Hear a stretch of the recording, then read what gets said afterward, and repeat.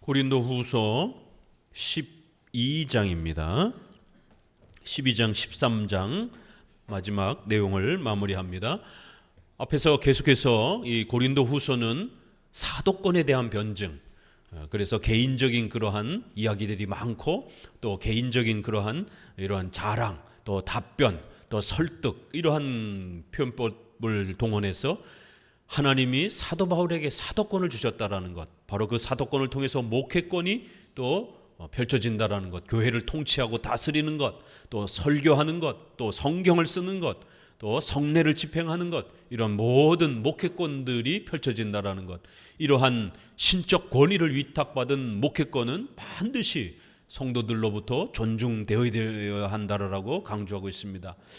오늘 우리 시대의 또 목회자들에게 이 성경을 기록하는 그러한 권세는 없지만 성경이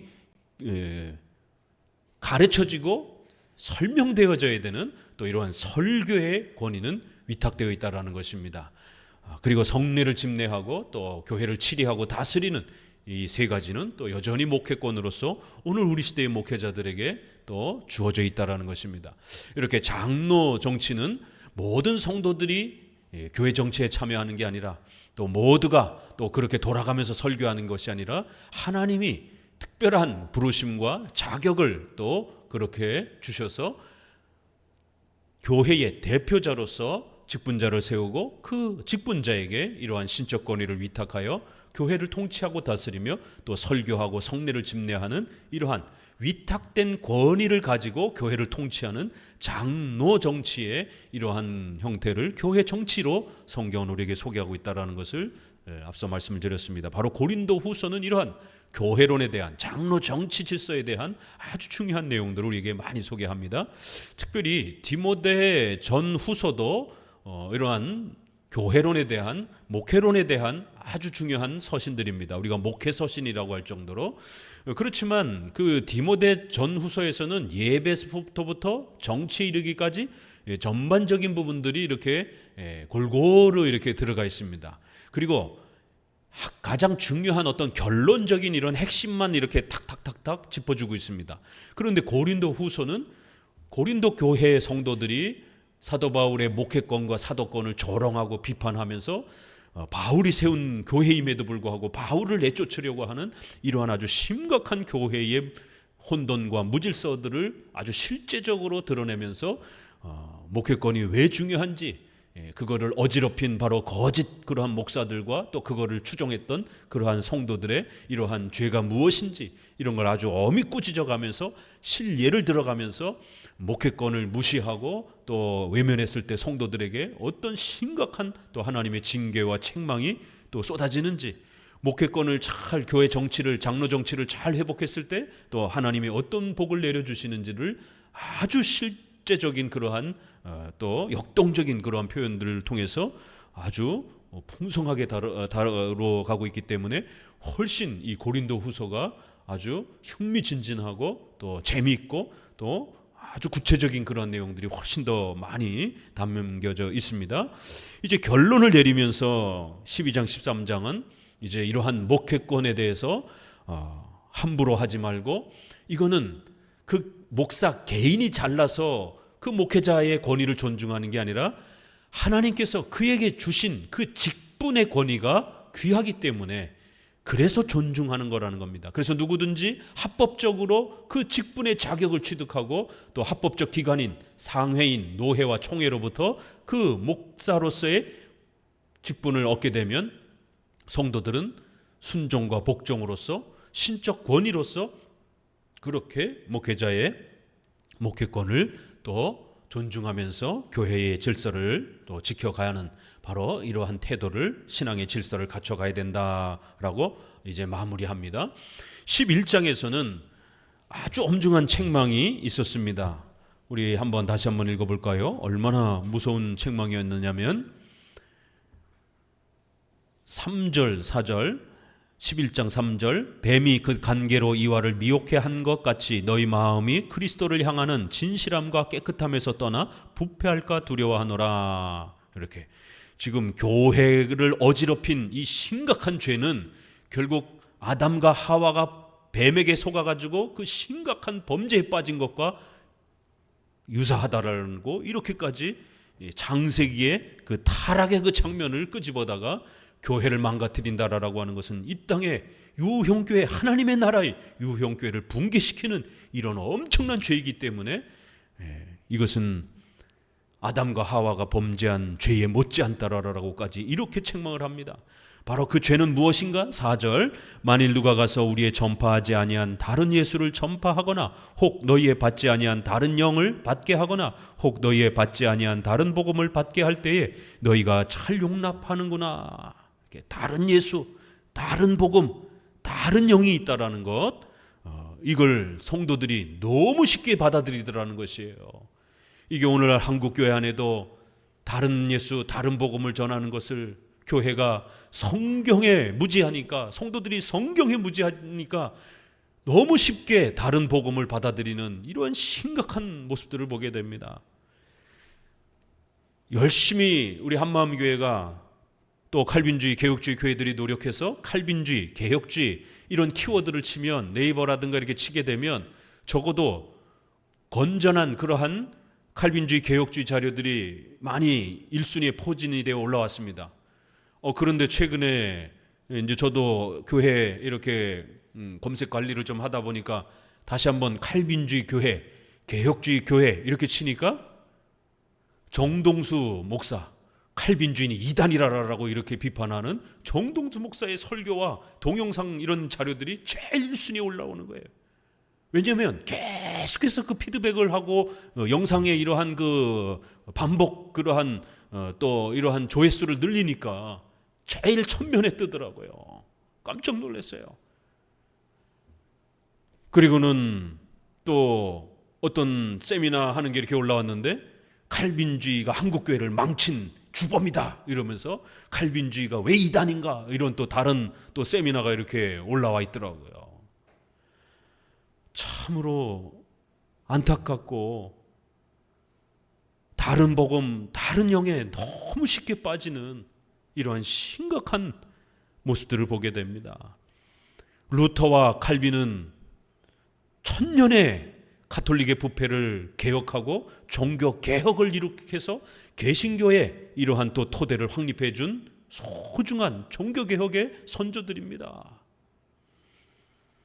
지금 우리는 500년 뒤의 후손으로서 루터와 칼빈의 이러한 종교 개혁의 열매를 계승하고 그 받아 누리는 겁니다. 그렇지 않으면 성당 다녀야 되죠. 성당 비슷한 성공회 다녀야 되죠. 왜 우리가 성당을 안 다닙니까? 거기에서의 복음은 부패에 있다라고 판단하는 거예요. 오직 믿음으로 구원받는 이 이신칭의를 가르치지 않는다라고 우리는 판단하는 것입니다. 그래서 여전히 루터와 칼빈이 개혁해준 오직 믿음으로 우리가 의롭게 된다라고 하는 이 개신교회의 구원의 가장 소중한 이 본질을 계승하고 지켜가는 거예요. 그런데 루터와 칼빈이 기독교를 망친 주범이라고요? 와, 세상에 이런 메시지들이 올라가고 그러한 내용들의 클릭수가 아주 많이 따라붙고, 신인 협력주의, 다른 복음 뭡니까? 인간의 공로로 그렇게 참여할 수 있다라고 하는 신인 협력주의적인 그런 복음론, 다른 예수, 예수님을 정치가라든가 무슨 기업가처럼 기복주의, 예수님이 돈 벌게 해주는 무슨 사장인 것처럼, 예수님이 정치 개혁을 하는 그러한 정치적 사회운동을 하는 사람처럼 오늘날 수많은 자유주의자들, 진보적인 또 이런 정치관의 사회주의에 물든 이런 사람들로 또 그러한 것에 영향을 받은 목회자들이 진보주의적인 국가관과 진보주의적인 신학에 결국 이렇게 함몰되면서 민중, 해방, 인권, 정의 이런 거를 목사들이 제일 앞에 두고 부르짖는 이신칭의, 원죄, 이러한 전적 부패 이런 거를 외치는 게 아니라 사회 정의를 목소리 높여서 외치는 이런 안타까운 자유주의자들의 예수님을 다르게 이해하는 거예요. 예수님을 신으로 고백하지 않는 다른 영, 오늘날 제2성령 세례를 주장하면서 은사체험 주장하는 사람들이 얼마나 많습니까? 도대체 저들이 주장하는 그 성령의 체험이라는 게 어떤 거냐란 말이에요. 우리 종교개혁자들은 전통적으로 그러한 영의 활동을 결코 인정해 본 적이 없습니다. 지난 500년 동안. 그건 아주 사이비적인, 그건 아주 비성경적인 사탄과 악한 영들이 그러한 데살로니가서에 있는 것처럼 거짓 기적과 능력으로 사람들을 속이는 그러한 거짓 영들의 활동이다라고 아주 엄히 비판해 왔습니다. 그런데 그러한 오순절파의 이러한 성령운동이 버젓이 장로교까지 들어와서 성령 체험이라 하면서 쓰러지고 방언하고 그렇게 예언을 하고 미래를 내다보고 이런 일들이 버젓이 진행되고 있는 것입니다. 거짓 목사들을 수용한 한국교회는 하나님 앞에 엄중하게 벌을 받고 있는 거예요. 세계에서 가장 큰 교회가 있다라고 하면 뭐합니까? 결국 복음이 사라진, 예수 그리스도가 사라진 기독교가 됐습니다. 교회가 됐습니다. 목회자의 설교에서 예수님을 소개하지 않고 오직 믿음으로 구원받는 이신칭이 복음을 설명하지 않고 전혀 엉뚱한 것만 쏟아지는 시대가 돼버린 것이에요. 또 성도들도 이신칭이 전적 부패, 하나님의 절대 주권 이런 건 관심 없습니다. 어떻게 하면 잘 먹고 잘 살 수 있을까? 어떻게 하면 내 자식들이 잘 되는가? 어떻게 하면 병 고칠 수 있을까? 자신의 소원과 욕망을 채워주는 그러한 신을 갈급해하면서 그것이 교회를 통해 채워준다고 하니까 몰려드는 겁니다. 사람이 많다고 해서 참된 교회가 아니에요. 중세 천년은 유럽 전체 인구가 가톨릭 인구였습니다.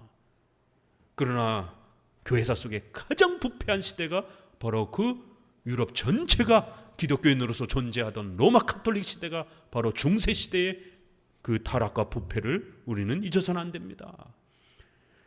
이렇게 거짓 목사를 쉽게 수용하고 참된 목회자인 사도 바울과 또 디도와 디모데와 이런 훌륭한 참된 목회자들은 배격하는 이 어리석음과 무지 때문에 교회가 다 망가졌고 성도들 본인의 신앙도 망가져버리는,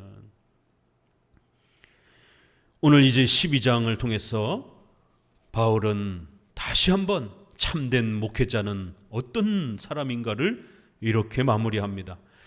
12장 1절을 같이 읽어봅니다. 무익하나마 내가 부득불 자랑하노니 주의 환상과 계시를 말하리라. 내가 그리스도 안에 있는 셋째 하늘에 이끌려 간 자라. 그가 몸 안에 있었는지 몸 밖에 있었는지 나는 모르거니와 하나님은 아시느니라.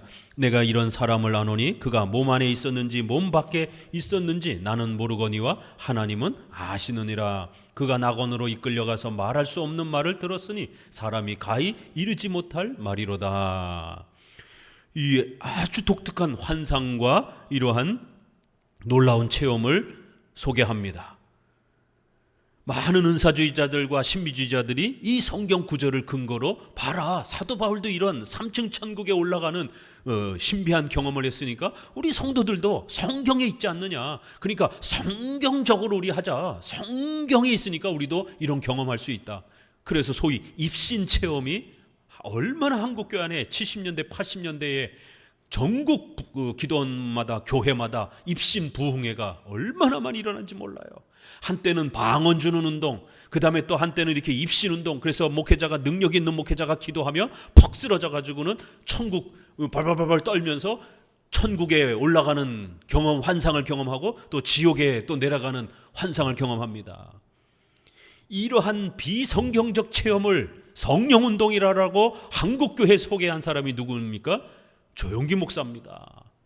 미국의 퍼시콜레 박사가 내가 본 천국 이렇게 해갖고 천국과 지옥 체험을 해가지고 미국도 이 입신 체험을 그렇게 간증으로 제시하면서 미국 교회에 엄청난 영향을 끼쳤습니다. 그거를 조용기 목사가 결국에는 가져다가 번역을 해서 한국에 소개를 한 겁니다. 그리고는 전국의 입신 체험을 성령 체험이라고 하면서 그렇게 천국과 지옥 가는 체험을 그렇게 수많은 사람들이 체험을 갈망하고 그렇게 집회를 했던 것이에요.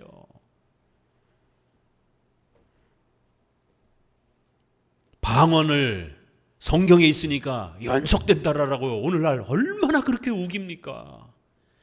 이거 1분에 제가 해결해 드릴 수 있습니다. 연속되지 않는다라는 거를. 마가복음 16장에 5가지 은사가 나옵니다. 장차 새 방언을 말할 것이며, 예수님이 방언을 예언해 준 아주 중요한 유일한 복음서의 방언 단어가 마가복음 16장에 나옵니다. 새 방언을 말하며, 독을 먹어도 죽지 아니하며, 뱀을 잡아도 죽지 아니하며. 그럼 왜 방언의 은사만 연속된다 그러냔 말이에요. 예수님은 5가지 은사가 연속된다라고 했는데, 5가지 은사를 언급을 했는데, 그러면 이 5가지 이 은사도 다 연속되는 걸로 해석을 해야죠. 그러면은 어디 독 갖다 놓고 양잿물 갖다 놓고 어디 한 컵 들어 마셔보란 말이에요. 그러면서 방언해 보세요. 그러면 우리 장로교 목사들도 다 인정하겠습니다. 독사들 갖다 놓고 코브라 갖다 놓고 손으로 쥐어 잡으면서 방언해 보세요. 그러면 진짜 그게 하나님의 역사임을 믿겠습니다. 근데 내게는 싹 빼버리고 방언만 그렇게 연속된다라고, 그게 마치 대단한 어떤 체험인 것처럼. 사도행전 5장에 아나니아와 삽비라를 헌금을 다 하려고 했다가 일부를 속인 것에 대해서 베드로가 왜 하나님을 속이느냐라고 바로 즉시 사망을 명했습니다. 그 자리에서 두 부부가 죽었습니다. 오늘날 이렇게 거짓말을 찾아낼 수 있는 목사 있습니까? 그리고 거짓말했다고 해서 목사가 너 죽으라라고 명령하면 그런 죽음이 일어납니까? 성경에 분명히 기록된 사건입니다. 방언이 일어났던 사도행전에 일어난 사건입니다. 그런 기적이 오늘날 있냔 말이에요. 그런 능력을 갖고 있는 목사 있냔 말이에요. 자기 말로 명령으로 사람이 죽는 그런 엄청난 역사를 행하는 목사 있습니까? 사도 바울은, 베드로는 그런 은사를 행했습니다. 그러면 성경에 있으니까 오늘날 있어야지요. 왜 없냔 말이에요. 사도들의 그림자와 사도들의 앞치마를 수건을 얹어도 병이 낫는 기적이 일어났습니다. 어디 목사 그림자 밟았다고, 또 목사가 쓰던 수건 얹었다고 병이 낫는 기적이 오늘날 있습니까? 단 한 번도 없습니다. 구약으로 돌아가 볼까요? 성경에 있습니다. 홍해바다 사건, 요단강 건너는 사건, 여리고 성을 무너뜨리는 사건, 여호수아가 싸우는데 해가 기울지 않고 이스라엘 백성들이 전쟁에 승리할 때까지 해가 중천에 머물러 있는, 천지가 움직이지를 않는 이런 엄청난 기적이 있습니다. 성경에. 오늘날 반복됩니까? 반복되지 않는 것이에요. 구약에 하늘에서 불덩어리가 떨어지는 소돔과 고모라와 같은 그런 기적이 있습니까? 없잖아요. 노아의 홍수, 전 지구가 물로 잠기는 기적이 있습니까? 없잖아요. 성경에 분명히 기록되어 있지만 연속되지 않는단 말이에요. 이렇게 특별히 선지자의 표로서, 또 신약엔 사도의 표로서 주신 그러한 기사들을, 이적들은 성경을 기록하기 위한, 이 사람들이 기록한 글은 예사로운 글이 아니라고 하는 하나님의 계시를 담은 신적인 글이라는 것을 사람들에게 권위를 입혀주기 위해서 이런 초자연적인 그 능력을 그들이 행할 수 있도록 그들의 생애 동안에만 일시적으로 허락한 사도적 권위요, 선지자적 권위라는 거예요. 성경을 기록할 수 있는 성경 기록의 은사라는 겁니다. 그래서 사도들이 죽고 난 다음에는 그 누구에게도 이런 초자연적 권세와 능력이 주어지지 않는 것입니다. 왜 방언만 물고 늘어지냔 말이에요. 물론 성경에는 이 외에도 병이 치료가 되고 또 이러한 기적들이 있습니다. 그런 일부의 기적들은 연속이 됩니다. 왜요? 하나님은 전능하신 하나님이기 때문에 우리의 질병을 고쳐주시기도 하고, 우리가 자연재해라든가 어떤 위험에 처했을 때, 예기치 못한 위험에 처했을 때 아주 신비로운 방법으로 우리를 그 목숨을 구해주시는 그런 여러 일상적인 또 그러한 기적들은 오늘날도 연속될 수 있는 것이에요. 그러나 그건 우리의 평생에 한 번, 두 번 있을까 말까 말 그대로 정말 기적인 겁니다. 이렇게 목회적인 그런 일상의 이러한 은사와 성도들의 삶 속에 하나님의 섭리적인 도우심은 얼마든지 있는 거예요. 그런 기적은. 그러나 사도의 표시가 되는 특수한 기적들은 성경에 기록되어 있다고 해서 절대로 연속된다고 함부로 그렇게 주장하면 안 되는 겁니다. 오늘 이 3층 천국에 올라가는 이 특별한 이 경험도 성도들에게 성화의 규범으로 연속되도록 그렇게 허락한 명령이 아닌 것입니다. 왜 그런지를 우리가 잘 읽어내야 됩니다. 12장 12절을 봅시다. 12장 12절 같이 읽어봅니다. 사도에 표된 것은 내가 너희 가운데서 모든 참음과 표적과 기사와 능력을 행한 것이라. 이렇게 사도의 표시로서 받은 것이다라고 결론을 맺는 겁니다. 성도들 모두가 너희도 경험해봐라. 그러면 더욱더 능력이 있을 것이다. 이렇게 추천하는 게 아닙니다. 지금 이 전체 문맥은 뭐예요? 사도 바울을 지금 무시하잖아요. 사도권을 조롱하고 무시합니다. 너 예수님하고 동행하면서 쫓아다녔어? 다른 사도들은 예수님하고 동거동락하면서 그렇게 예수님을 직접 보고 만졌는데, 사도 바울, 당신은 예수님 핍박하면서 살았잖아. 당신은 예수님 보지도 못했잖아. 만져보지도 못했잖아. 이러면서 거짓 목사들이 사도 바울을 그렇게 헐뜯으면서 성도들이 거기에 결국 선동이 된 겁니다. 그래서 바울의 사도권을 자꾸 조롱하고 무시하는 이 심각한, 결국 교회의 목회권, 설교권, 교회의 통치권을 가진 사도 바울의 직분권을 무시하는 이 심각한 공격에 대해서 목회권, 사도권은 존중되어야 된다라고 하는, 사도권은 존중되어야 고린도 후서를 우리가 하나님의 말씀으로서 받을 수 있는 겁니다. 그렇죠? 바울의 사도권이 무시가 되면 이건 사도 바울 개인의 글이죠. 그러나 사도 바울은 보통 사람이 아니라 사도로서 존중이 되어지면 그가 쓴 글은 개인의 글이 아니라 하나님의 말씀으로 오늘 우리에게 전달이 되는 겁니다. 또 그리고 그가 교회를 통치하고 설교하고 성례를 집행했던 그 목회권은 오늘날 목사들에게 그렇게 또 계승이 되는 것이. 그래서 사도 바울의 사도권과 목회권을 하나님이 주셨다라고 하는 그 강력한 보증, 증거를 바울은 이제 마지막으로 변증하는 겁니다. 나는 예수님을 핍박하면서 평생을 살았기 때문에, 그분이 돌아가실 때까지 나는 예수님을 핍박했기 때문에 예수님을 만져보거나 그렇게 예수님의 제자로서 살아본 적은 없다. 그러나 예수님이 부활하시고 난 이후에 이러한 초자연적인 경험을 통해서 예수님을 만날 수 있도록 그렇게 초대해 주셨다라는 거예요. 다메섹 도상에서 그렇게 예수님을 직접 만났다라는 겁니다. 예수님이 부활하시고 난 이후에 살아서 예수님을 만난 유일한, 가시적으로 만난 유일한 사람이 사도 바울입니다. 딱 한 사람 또 있어요. 스데반이 죽어가면서 봤어요. 스데반은 죽어가면서 봤습니다. 그렇기 때문에 그 경험을 지속할 수가 없었습니다. 그러나 예수님을 만난, 예수님의 음성을 들은 유일한 여전히 살아있는 사람이 있습니다. 사도 바울. 그래서 사도행전에는 3번이나 이 다메섹 도상에서 예수님의 음성을 듣고 예수님을 만난 이 사건을 사도 바울은 3번이나 사도행전에서 강조하는 거예요. 그건 개인 간증이 아닙니다. 사도로서의 그러한 권위를 하나님이 직접 주셨다라는 것, 예수님이 나타나셔서 직접 그렇게 11사도들에게는 육체로 만나주셨고, 사도 바울은 부활하신 이후에 놀라운 방식으로 사도 바울을 예수님이 만나주셨다라는 거예요. 그래서 3번이나 예수님이 자신을 만나주셨고 자신에게 사도권을 허락해 주셨다라고 강력하게 그렇게 변증했던 겁니다.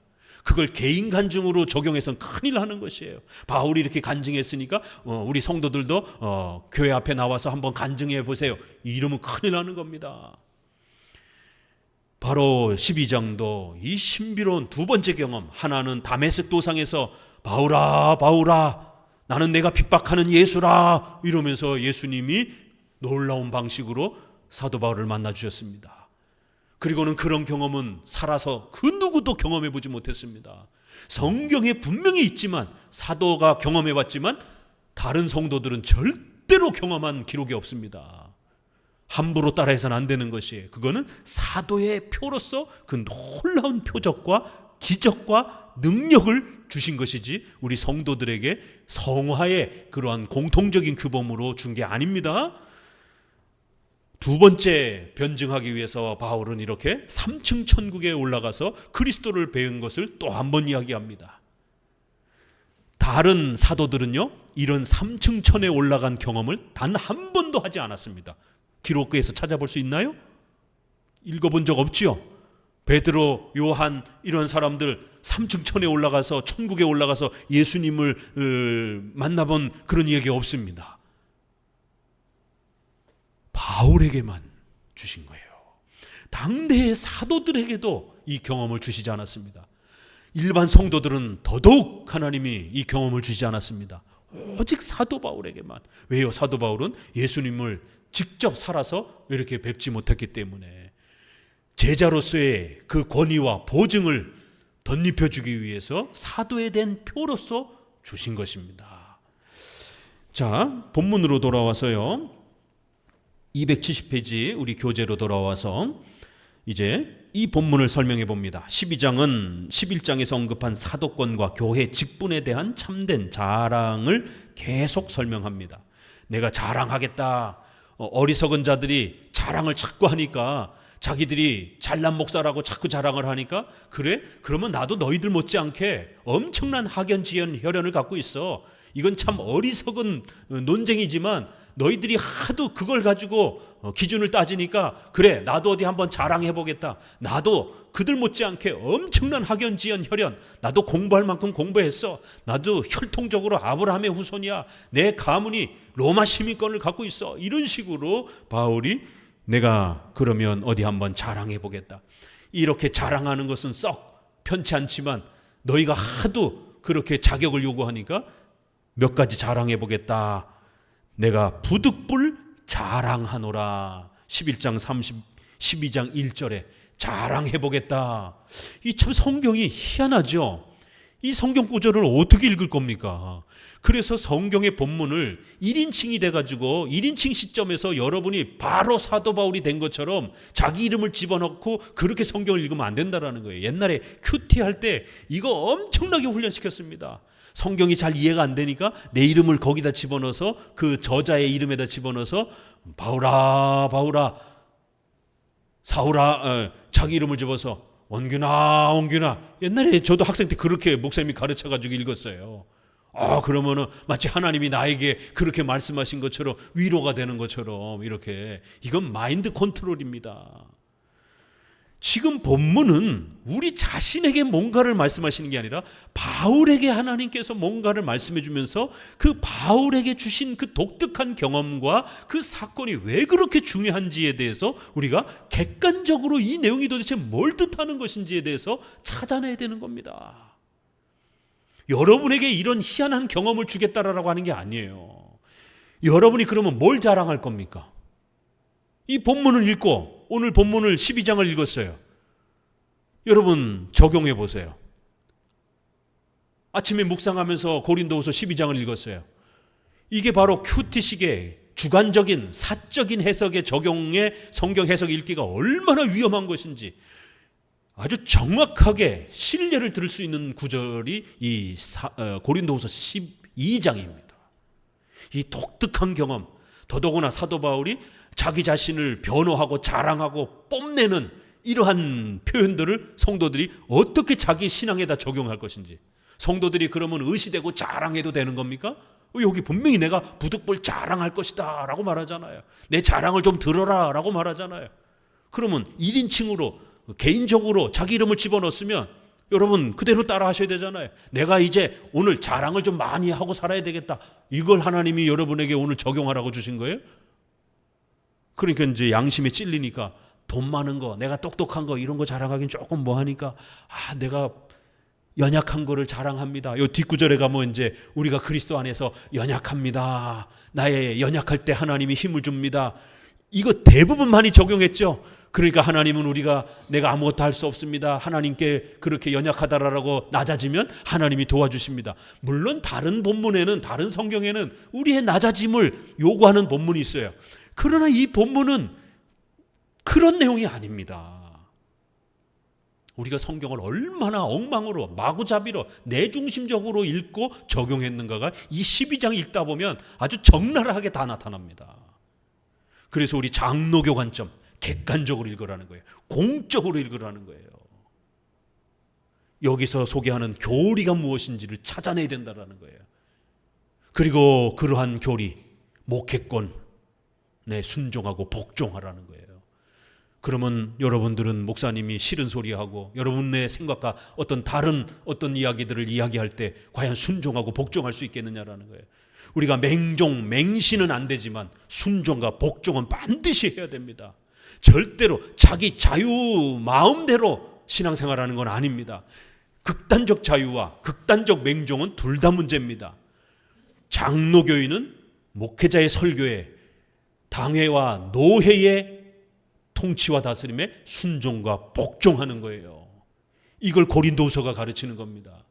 과연 그러면 성도들은 목회자의 설교에, 목회자의 통치에 나와 생각이 좀 다른다 할지라도 목회자가 근본 7대 교리를 벗어나지 않고 목회자가 노회와 총회로부터 합법적 자격을 잘 유지하고 계심에도 불구하고 나와 생각이 다르다고 해서 불순종할 겁니까? 내가 목사님 말씀에는 불순종하는데 내가 하나님 말씀에는 순종할 거야. 이게 말이 됩니까? 목회자가 설교를 하고 있는데 이건 불가능한 것이에요.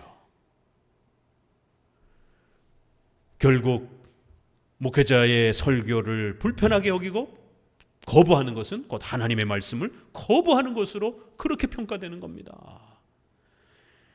자, 이 12장 어떻게 읽을 겁니까? 심각하잖아요. 내가 좀 자랑 좀 하겠다. 자랑하는 거 좀 잘 들으십시오. 그리고는 어떤 자랑을 합니까? 내가 특별한 경험을 했다라는 거예요. 당신들도 하지 못하는 엄청난 경험을 했다라는 거예요. 부득불 자랑하느니라는 말은 거짓 교사들의 헛된 자랑에 대조하여 교회 직분을 합법적으로 얻은 자랑을 의미하는 것입니다. 비록 예수님을 직접 뵙지는 못했지만, 그래서 이것도 굉장히 신약학자들에게는 엄청난 논문 주제입니다. 사도 바울이 살아있는 동안에 예수님을 먼 발치에서라도 직접 봤을까? 신약학자들 두 입장이 직접 봤을 수는 있다라는 거예요. 유대인 가말리알 문화의 제자였기 때문에, 또 바울은 다소에서 이렇게 또 크면서 예루살렘에 유대인이니까 절기 때 왔다 갔다 해야 되잖아요. 그런데 바울의 나이와 예수님의 나이가 비슷하게 이렇게 형성한단 말이에요. 살아있던 그 연배도 비슷하고 제자들의 연배랑도 비슷해요. 바울의 연배가. 그러면 가끔씩 예루살렘에 왔는데 예수라는 청년이, 한참 나이 어린 청년이 막 그렇게 자기가 예수라고 그러면서 메시아라고 그러면서 막 떠들고 다니는데 들렸을 거란 말이에요. 그리고 또 성도들을 잡으러 다니기도 하잖아요. 그러니까 직접 보진 못했을 거다라는 학자들이 있고, 분명히 이런 소문이 예루살렘에 파다했기 때문에 궁금해서라도 한번 슬쩍 먼 발치에서라도 봤을 것이다. 이건 이제 교회사학자들과 신약학자들이 추론하는 이제 그런 논문의 영역이에요. 정확한 건 없습니다. 이렇게 사도 바울은 직접 예수님을 뵙지 못했기 때문에 사도행전에 보게 되면 사도의 조건이 예수님을 직접 그렇게 쫓아다니면서 예수님의 가르침을 받고 예수님으로부터 그 권위를 위탁받은 자여라라고 이렇게 나옵니다. 그렇기 때문에 바울은 예수님을 직접 보지 못해서 많은 의심을 받는 거예요. 그래서 두 번이나 초자연적인 방식으로 승천하신 예수님이 그렇게 바울을 만나 주신 것입니다. 바로 그러한 사도로서의 예수님이 자신에게 사도적 권위를 주셨다라는 것을 자랑하고 싶은 겁니다. 즉 자랑이란 교회 직분의 권위와 중요성에 대한 공적인 인정을 변증하는 표현입니다. 합법적으로 자격을 검증받고 공적으로 위탁받은 교회 직분은 가장 소중하고 자랑스러워야 하는 교회 질서입니다. 왜냐하면 하나님께서 그리스도의 몸인 교회에 세워주신 직분을 받는 것이기 때문입니다. 교회의 직분은 아무나 원하는 대로 가지거나 무자격자를 세우면 안 됩니다. 반드시 하나님께서 부르셨다는 소명과 교회의 공적인 검증을 거쳐야 합니다. 그래서 바울은 12장에서 사도권에 대한 표징으로서 그가 셋째 하늘에 이끌려간지라, 또 주의 환상과 계시를 경험하였다라고 이렇게 표현하는 겁니다. 바로 이 환상과 계시를 경건주의, 신비주의자들은 사적인 그러한 성도들의 성화의 규범으로 은사로 주장하라고, 우리 개혁주의는 사도의 표시로 중단된 것으로 그렇게 해석을 하는 겁니다. 경건주의와 신비주의는 이 경험을 성도들의 성화에 대한 보편적 내용으로 제시하여 오늘날까지 수많은 교회들을 혼란시켰습니다. 은사주의자들은 천국과 지옥을 환상 중에 경험했다고 하면서 샤머니즘적인 예언이나 극단적인 삶을 제시하였습니다. 예전에 그 돌아가신 자살하신 그 최진실 그 연예인 이러한 사람들을 그 기독교인이었잖아요. 그래가지고는 이 간증하는 사람이 지옥에 갔더니만 자살한 사람이 그 연예인이 그렇게 지옥에서 아우성치더라라면서 그 여자 무슨 전도사가 최진실 씨 지옥에서 고통받는 소리라면서 으악 이러는 거예요. 이거 동영상 유튜브에 다 있어요. 참 이게 어린애 같은 웃기는 일이죠. 사실 이게 아니 지가 그거 흉내내는 소리지 그게 어떻게 최진실 목소리입니까? 그럼 음성 분석가에게 한번 그 녹음해 가지고 정말 살아있을 때 최진실 씨 목소리인지 일치가 되는지 검증을 과학적으로 해봐야 될 것 아니에요. 근데 성도들은 이게 속아요. 또 이런 허무맹랑한 거짓말에 와 정말 지옥에 있나 보다. 저분이 정말 저런 엄청난 경험을 했나 보다. 나도 저런 경험해보고 싶은데 그럼 능력 있게 변화될 수 있지 않을까. 그러고 나서 이제 기도를 해준다고 그러면은 막 줄을 서서 기도를 받습니다. 근데 기도할 때 그냥 받습니까? 반드시 소원 예물 헌금 내라라고 돈 요구를 하는 거예요. 결국 돈 뜯어내기 위한 그런 수단과 목적으로 이 악한 이 거짓 지도자들이 자신들의 그러한 거짓 경험들을 그렇게 성도들을 속이는 도구로 사용한 겁니다. 교회 안 다니는 사람들이 그 장면을 보게 되면 아니 저렇게 바보 같은 거짓말을 어떻게 성도들이라고 하는 배울 만큼 배운 사람들이 지옥의 목소리라고 저렇게 자기 혼자 막 이렇게 코미디언이 남의 목소리 흉내내는 것처럼 이렇게 흉내내는 거를 그거를 신의 목소리라고 이렇게 듣는 성도들을 보면 얼마나 바보 같겠어요. 이런 정말 바보 같고 우스꽝스러운 일에 종교라는 이름을 집어넣으니까 성도들이 속는 겁니다. 다른 예수, 다른 영 너무 쉽게 속더라. 그냥 속는 것도 아니에요. 고린도전 후서 11장에 너무 쉽게 용납하더라라고 이렇게 책망하잖아요. 정신 똑바로 차리셔야 됩니다. 성경 공부 안 하니까 이런 일이 벌어지는 거예요. 성경에 무지하니까 성경의 핵심 교리를 모르니까 이렇게 미혹에 빠지는 겁니다. 사탄이 가만히 두겠습니까? 악한 영들이 가만히 두겠어요? 교회 다니는 성도들 교회를 파괴하기 위해서 온갖 방법을 동원합니다. 그 중에 가장 대표적인 게 요한계시록 13장에 있는 것처럼 국가의 칼을 권세를 이용해서 생명의 위협을 가하는 거예요. 그게 인간에겐 가장 두렵잖아요. 생명을 뺏으려고 하니까. 또 하나 육지에서 올라온 짐승, 앞에 거는 바다에서 올라온 짐승, 육지에서 올라온 짐승은 뭐예요? 적그리스도, 거짓 목사들을 이용을 해가지고 교리를, 신앙을 망가뜨리는 거예요. 성경을 모르게 하는 거예요. 중세시대 천년이 어떻게 타락했습니까? 라틴어로만 성경을 만들어 놓고 절대로 성도들은 성경을 읽지 못하게 한 겁니다. 오늘 우리 시대에는 종교개혁을 통해서 성경이 자신들의 언어로 번역됐습니다. 이제 사탄이 막을 수가 없는 것이. 그러니까 두 번째 방법을 동원한 겁니다. 어떻게 했습니까? 자기 마음대로 성경을 해석하게 만든 거예요. 그래, 이제 인쇄술도 발달이 되었고 또 성경 번역이 전 세계로 퍼졌으니까 그건 막지 못하는 거예요, 사탄이. 그렇지만 이제 그래, 그러면 너네 멋대로 해석해. 네 마음대로 읽어. 성경에 무지한 자가 돼. 성경은 많이 소유해도 괜찮아. 그렇지만 성경 읽지 마. 읽어도 네 마음대로 읽어. 목사의 설교, 목사의 가르침 무시해. 왜 목사가 간섭해? 네 마음대로 읽어도 괜찮아. 성경 읽지 마. 성경 읽는 거 너무 머리 아파. 아니 먹고 살기도 바쁜데 뭘 목사는 자꾸 성경을 읽으라 그래. 그냥 조금씩 읽어도 돼. 이렇게 성경에 가까이 가지 못하게 하는 것. 중세시대 지금이나 똑같습니다. 또 성경을 마구잡이로 해석해서 성경의 뜻을 모르게 만드는 거예요. 결론은 결국 성도들이 성경에 모르게 만드는 겁니다. 그러면 교회는 저절로 무너지게 돼 있습니다. 강의 설교를 교회로부터 뺏으면 됩니다. 성경 공부, 교리 공부 교회에서 뺏으면 됩니다. 지금 한국 교회는 이 두 개가 다 빼앗겼어요.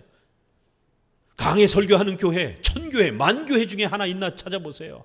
만교회 중에 하나 있을까 말까 합니다. 오후에 주중에 교리 공부하는, 성경 공부하는 교회 있나 찾아보세요. 사도신경을 체계적으로 저도 배운 게 신학교 들어가서 장로교 목사님을 만나면서 사도신경을 처음 배웠습니다. 수십, 수백, 수천 번을 교회 안에서 사도신경을 암송하고 예배 때마다 암송을 했는데 그 내용에 대해서는 교회에서 단 한 번도 가르쳐 준 적이 없습니다. 신학교 가서 그것도 장로교를 사랑하는 선생님한테, 목사님한테서 처음 27, 6살이 돼서 사도신경을, 모태신앙인데 사도신경을 처음 배웠습니다. 그것도 장로교에서 자란 사람인데 이게 한국교회의 지금 심각한 부패 상태입니다. 강해 설교를 빼앗겼고 성경 교리 공부를 빼앗겼습니다.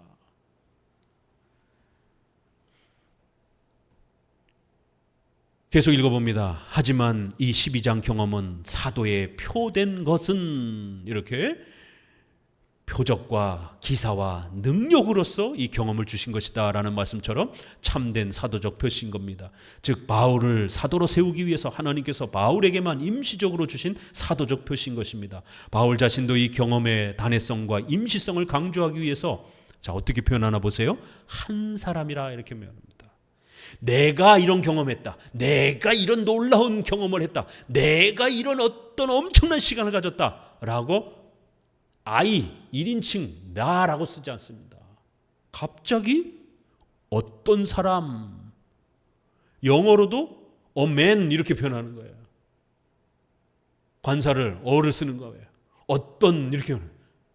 자기가 경험해놓고 마치 제3자로 그 사람이 어떤 사람인 것처럼 이렇게 표현합니다. 한 사람, 이런 사람. 3인칭을 사용하여 자신을 강조하지 않았습니다. 즉 자신도 잘 모르는 어떤 사람처럼 이렇게 표현합니다. 성경을 한 글자 한 글자 자세히 읽으면 이런 재미가 있는 거예요. 바울은 이 경험을 이야기하긴 해야 되지만 절대로 성도들이 따라할까 봐 조심하는 거예요. 내가 이렇게 경험했으니까 너희들 이렇게 해봐라가 아니라 어떤 신비로운 사람이 이런 신비로운 경험을 했더라 이렇게 표현하는 거예요. 그리고 더 놀라운 거는요, 12장 4절입니다. 같이 읽어봅니다. 그가 낙원으로 사람이 가히 이르지 못할 말이로라. 이제 뒷구절이 우리 번역에는 조금 어렵게 번역이 되어 있어요. 명확하게 뜻이 잘 이렇게 너무 신비로운 말이다 잘못하면 이렇게 또 느껴질 수 있어요. 그래서 잘못하면 굉장한 경험이다 이런 어떤 감탄문처럼 이렇게 읽을 수가 있어요. 그렇지만 이 구절은 그런 표현이 아닙니다. 영어 성경을 보게 되면 뜻이 훨씬 더 명확합니다. Which it is not lawful for a man to utter. 그 사건을 말하는 것이 불법이라는 거예요. 아주 명확하죠? 앞구절도 보세요. unspeakable. 절대로 말해서는 안 되는 말이라는 거예요. 그래서 우리 한글 번역도 말할 수 없는 말 이렇게 잘 번역을 해놨어요. 근데 뒷구절은 다시 한번 강조하면서 하는 말인데 사람이 가히 이르지 못할 말, 그 이르지 못할, 도달하지 못할 말 이렇게 해서 잘 생각하면서 읽으면 이것은 경험했지만 절대로 사람들한테 떠들어서는 안 되는 경험이다 이런 뜻이 담겨 있어요. 그렇지만 이제 우리 국어는 아주 깊이 묵상을 해야 돼요. 확 와닿지 않기 때문에. 가히 이르지 못한다라는 게 아주 놀라운 경험이다 그냥 이렇게 감탄문으로 잘못 읽어내게 되면 마치 성도들이 아주 놀라운 경험 뭐 이런 식으로도 이렇게 오해할 수도 있기 때문에. 그러나 헬라어에서도 우크에서 랄레사에이 이렇게 해서 말해선 안 된다라는 거예요. 이 영어에서는 불법적이다 이렇게 불법이라는 거예요. 이 경험을 떠드는 그 자체가 불법이라는 거예요. 낙원은 우리가 천국으로 해석합니다. 그런데 로마 가톨릭은 연옥으로 해석합니다. 성공회는 천국도 아니고 지옥도 아니고 또 다른 장소다 이렇게 얘기를 합니다. 연옥이냐? 그랬더니 연옥은 아니고, 그럼 자기네들의 천주교랑 비슷하니까 또 다른 어떤 천국이라는 거예요. 천국 가기 전에 거쳐가는 천국이라는 거예요. 그러나 성경은 예수님이 좌우평 강도 중 한 사람에게 너가 오늘날 나와 함께 낙원에 있을 것이다 라고 예수님이 그렇게 말씀하잖아요. 그럼 예수님이 천국 아닌 다른 곳에 간 겁니까? 아니죠. 천국에 가신 것이에요. 그래서 낙원이나 천국이나 동일하게 우리는 해석합니다. 말할 수 없는 말, 이거는 사도 바울 개인이 경험한 것이지 절대로 남에게 말할 수 없는 그런 경험을 했다라는 거예요. 그리고 이거를 또다시 한 번 더 강하게 강조합니다. 이건 절대로 다른 사람에게 간증으로 말해서는 불법이라는 거예요. 말하면 절대로 안 되는 말, 이런 거예요. 그러니까 가히 이르지 못할 말, 이런 표현은 절대로 남에게 전해서는 안 되는 말이라는 거예요. 이걸 원문으로 정확하게 읽어내면 입신 경험과 간증은 절대로 비성경적이라는 걸 우리가 알 수 있는 겁니다. 그걸 떠들면 안 되는 거예요. 혹시라도 경험했다 할지라도 남에게 간증하면 절대로 안 되는 거예요. 왜요? 바울이 자기가 경험했지만 이건 절대로 말해서는 안 된다. 말로 표현할 수 없다라고 하는 거예요. unspeakable, 말해서 안 된다라는 거예요. 그리고 또 불법이라는 거예요. 말하는 그 자체가 하나님이 허락하지 않은 것이다라는 거예요. 이렇게 두 번이나 아주 세게 절대로 이 경험을 다른 사람에게 바울조차도 떠들어서는 안 된다라는 거예요. 오직 신적인 그 계시의 허락으로서 단 한 번 고린도서에 기록될 뿐인 겁니다. 바울 서신 그 어디에도 두 번 또 이렇게 언급하지도 않았습니다. 원문만 정확하게 읽어도, 성경을 정확하게, 번역된 성경만 정확하게 읽어도요, 이렇게 혼란에 빠지지 않습니다. 목사들이 성경을 정확하게 안 가르치니까, 자기 경험을 자꾸 설교하니까 이런 일이 오순절주의자들에 의해서, 순복음교회주의자들의 목사들에 의해서 마치 이런 입신 체험이 성령 체험인 것처럼 한국교회를 어지럽힌 겁니다. 이건 아주 비성경적인 거고, 이건 아주 악한 영에 의해서 그렇게 교회 안에 퍼뜨려진 것입니다. 절대로 반복되는 경험이 아닙니다. 이 경험의 단회성을 더욱 강조했습니다. 본문은 사도적 표시로서 경험은 했지만 절대로 남에게 말해서는 안 되는 것이라고 부정적으로 표현했습니다. 바울은 다른 제자들처럼 예수님을 따라다니지 못했기 때문에 사도권의 의심을 받을 수 있었습니다. 하나님께서는 바울에게 다메섹 도상에서 예수님을 만나는 경험과 셋째 하늘을 방문하는 독특한 사건을 경험하게 하셨습니다. 그래서 바울이 전하는 말과 기록들을 하나님의 말씀으로 교회들이 받을 수 있도록 권위를 만들어 주신 것입니다. 그리고 이 3층 천국도, 이렇게 3층으로 된 하늘로 올라갔다라는 것도요, 이게 그리스 시대 1세기 당시의 우주에 대한 이해예요. 우리가 쳐다보는 이 푸른 하늘, 그 다음에 그 너머에 어떤 세상, 우주가 있다라고 생각했어요. 그리고 그 우주를 넘어서 천국이 있다라고, 이렇게 3단계의 어떤 이 우주가 있다라고 헬라인들은 그렇게 생각을 했어요. 그래서 그거를 끄집어다가 그러한 1세기 당시의 사람들의 이 하늘에 대한 이 표현들을 그대로 끌어다가 그 세 번째 하늘에 내가 올라갔다 왔다, 그건 곧 천국을 말하는 것이에요. 유대인들도 이러한 3단계, 또 더 나아가서는 7단계의 하늘을 이야기하기도 해요. 유대인들의 어떤 그 문화 속에서는. 그래서 이렇게 하늘을, 우리가 하늘에 계신 아버지여 이렇게 표현하잖아요. 그렇죠? 그럴 때 이렇게 하늘을 표현하는 이제 이런 구약의 또 신약의 유대인들의 이러한 이스라엘 백성들의 하늘에 대한 또 이러한 문학적 표현이 있단 말이에요. 그래서 전지전능하신 하나님이라는 또 그런 표현으로 쓰기도 하고, 또 천국을 또 이렇게 표현하기도 하고, 주기도문에서 두 번째 하늘이 나오죠. 뜻이 하늘에서 이루어진 것처럼, 그 하늘은 스카이가 아니라, 천국이 아니라 천사들을 말하는 겁니다. 천사들이 하나님의 말씀에 잘 순종한 것처럼, 뜻이 하늘에서 이루어진 것처럼 오늘날 우리에게 이루어지게 하옵소서. 우리도 천사들처럼 하나님의 말씀에 잘 순종하게 해주세요. 이렇게 또 어떨 때는 그 하늘이 천사로 표현되기도 하는 거예요. 그래서 그 항상 문맥을 잘 보면서 성경을 읽어야 됩니다.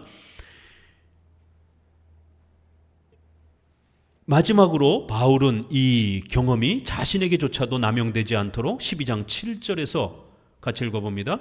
이런 계시를 받은 것이 지극히 크므로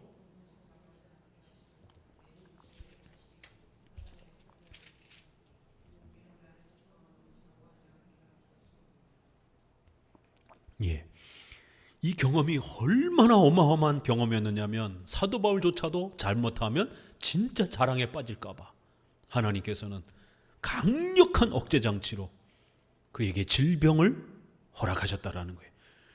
남을 고치고 죽은 사람도 고치는 이 바울이 자기의 질병은 고침을 받지 못하는, 왜요?